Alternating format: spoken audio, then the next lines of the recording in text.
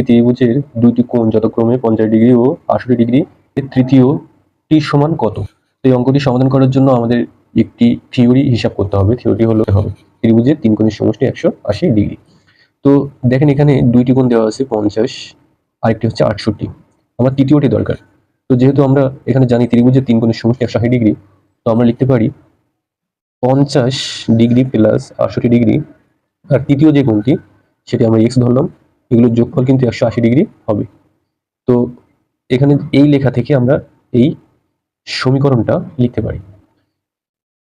তো এরপর যদি আমরা এটা সমাধান করি, এখানে 8 আর 0 8 হয়, আর 6 5 11 হয়। 118 ডিগ্রি প্লাস এক্স সমান 180 ডিগ্রি হয়, বা আমরা এখানে এক্স এর মান যেহেতু চাচ্ছি সেহেতু 180 ডিগ্রি, আর এখানে 118 ডিগ্রিটা এখানে বিয়োগ হবে, এখানে প্লাস ছিল মাইনাস হবে।